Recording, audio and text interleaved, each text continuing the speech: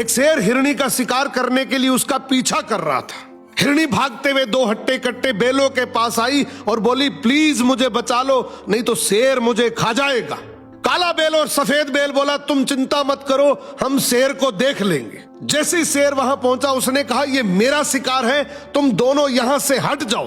काला बेल बोला, ये हमारी दोस्त है, इसलिए हम तुम्हें इसे कभी नहीं खाने देंगे।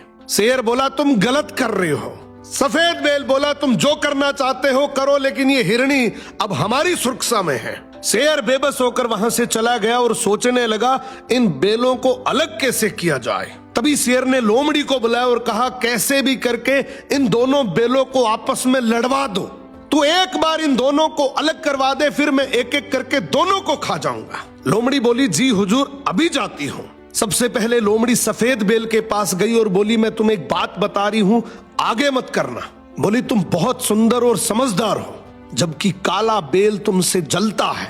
फिर लोमड़ी काले बेल के पास गई और बोली, तुम इतने हट्टे कट्टे, इतने ताकतवर हो, जबकि सफेद बेल कहता है कि हम दोनों शेर से इसलिए बचे हुए हैं क्योंकि मेरे में समझदारी है, वरना शेर कब का ही हमारा शिकार कर लेता। ये तो गलत बात है, मेहनत तो तुम ज्यादा करते हो और सारा क्रेडिट वो ले रहा है। अब धीरे धीरे दोनों बेलों में लड़ाई शुरू हो जाती है और एक दिन ऐसा आया कि दोनों ने अलग अलग रहने का फैसला कर लिया। इसी बात का फायदा उठाकर शेर सबसे पहले काले बेल के पास जाता है, उसका शिकार करके उसको खा जाता है।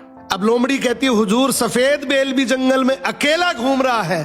शेर तुरंत उसकी तरफ दौड़ता है और उसे भी अपना शिकार बना लेता है।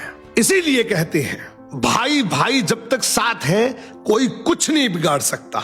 और जैसे ही एक दूसरे से अलग हुए, हर गली नुक्कड़ पर ऐसी लोमड़ियां बैठी हैं जो उस अकेलेपन का फायदा उठा सकती है।